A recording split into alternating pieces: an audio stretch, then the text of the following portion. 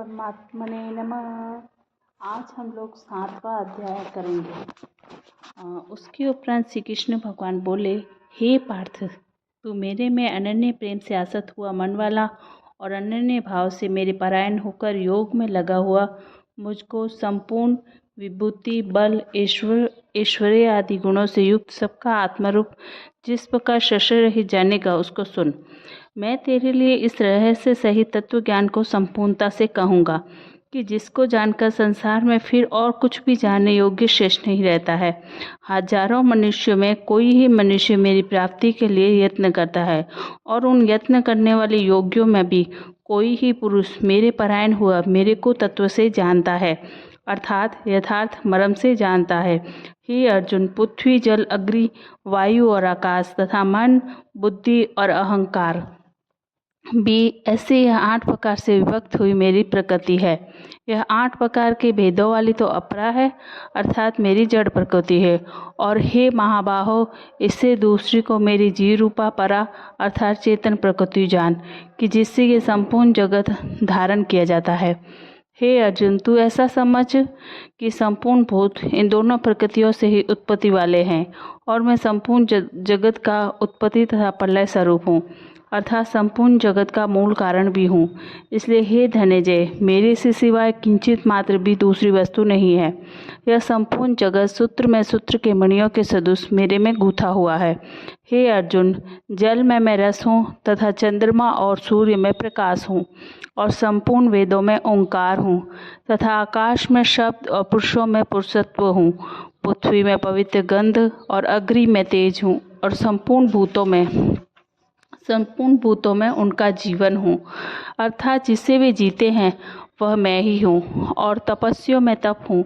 हे अर्जुन, तू संपूर्ण भूतों का सनातन कारण मेरे को ही जान। मैं बुद्धिमानों की बुद्धि और तेजस्वियों का तेज हूँ। हे भरतश्रेष्ठ, मैं बलवानों का आसक्ति और कामनाओं से रहित बल अर्थात सामर्थ्य हूँ और सब भूतों में धर्म के अनुकूल अर्थात शास्त्र के अनुकूल काम हूँ।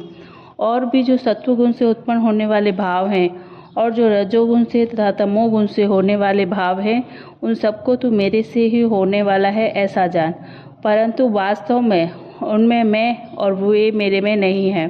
गुणों के कार्य रूप सात्विक, राजस और तामस, इन तीनों प्रकारों के भावों से अर्थात राग, देशादि विकारों से और संपूर्ण विषयों से यह सब संसार मोहित हो रहा है।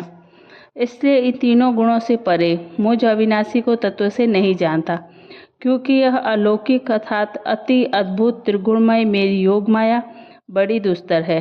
परंतु जो पुरुष मेरे को ही निरंतर भजते हैं वे इस माया को उल्लंघन कर जाते हैं, अर्थात संसार से तर जाते हैं। ऐसा सुगम उपाय होने पर भी माया द्वारा हरे हुए ज्ञान वाले और आसुरी स्वभाव को धारण किए हुए तथा मनुष्य में नीच और दूषित कर्म करने वाले मूढ़ लोग तो मेरे को नहीं भजते हैं।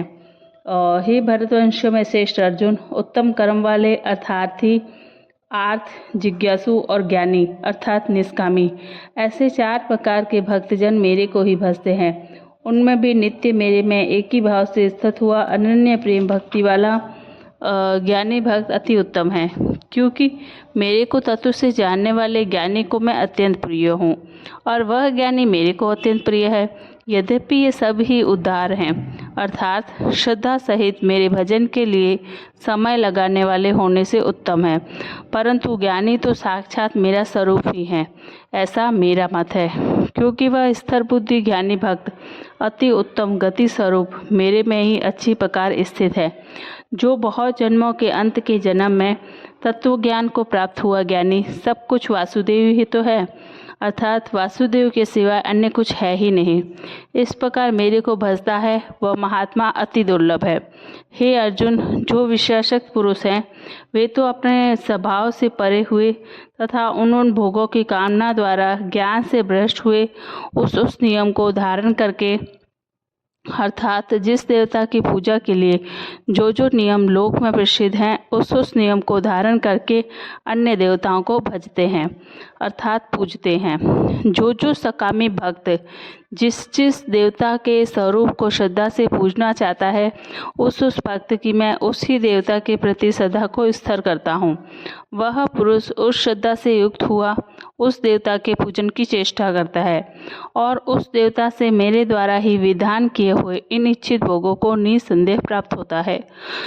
परंतु उन अल्प बुद्धि वालों का वह फल नाशवान है तथा वे देवताओं को पूजने वाले देवताओं को प्राप्त होते हैं और मेरे भक्त चाहे जैसे मुझे भजे, शेष में वे मेरे को ही प्राप्त होते हैं। ऐसा होने पर भी सब मनुष्य मेरा भजन नहीं करते हैं। इसका कारण यह है कि बुद्धिहीन पुरुष मेरे अनुत्तम अर्थात जिसे उत्तम और कुछ भी नहीं है ऐसे अविनाशी परम भाव को अर्थात अजन्मा अविनाशी हुआ भी अपनी माया से प्रकट होता हूँ। ऐसे भाव को तत्व से न जानते हुए मन बुद्धि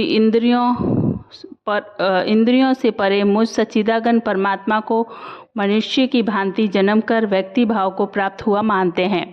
अपनी योग माया से छिपा हुआ मैं सबके प्रत्यक्ष नहीं होता हूँ। इसलिए यह अज्ञानी मनुष्य मुझ जन्म रहित अविनाशी परमात्मा को तत्व से नहीं जानता है अर्थात मेरे को जन्मने मरने वाला समझता है। हे अर्जुन, पूर्व में व्यक्तित हुए और वर्तमान में स्थित तथा आगे होने वाले सब भूतों को मैं जानता हूँ, परंतु मेरे को कोई भी श्रद्धा भक्ति रहित पुरुष नहीं जानता। क्योंकि हे भरतवर्षी अर्जुन, संसार में इच्छा और द्वेष से उत्पन्न हुए सुख दुखादि द्वंद्व रूप मोह से संपूर्ण प्राणी अति अज्ञानता को प्राप्त हो रहे हैं।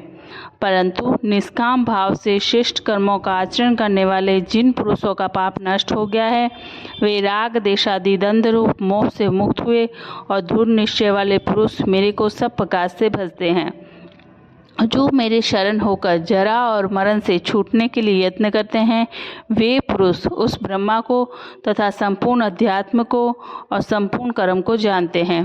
जो पुरुष अधिभूत और अधिदेव के सहित तथा अध्यक्ष के सहित सबका आत्मरूप मेरे को जानते हैं अर्थात जैसे भाप, बादल, धूम, पानी और बर्फ यह सभी जल स्वरूप हैं, वैसे ही अधिभूत, अधिदेव और अधियज्ञ आदि सब कुछ वासुदेव स्वरूप ही हैं। ऐसे जो जानते हैं वे युक्त चित्त वाले पुरुष अंत काल में भी मुझको ही जानते हैं अर्थात प्राप्त होते हैं। कृष्णाय वासुदेवाय हरे परमात्मने पनत कलेश नाशाय गोविंदाय नमो नमः। जय श्री कृष्णा। दोस्तों, कल हम लोग 8वां अध्याय करेंगे। गीता का ज्ञान मनुष्य के लिए बहुत उपयोगी है।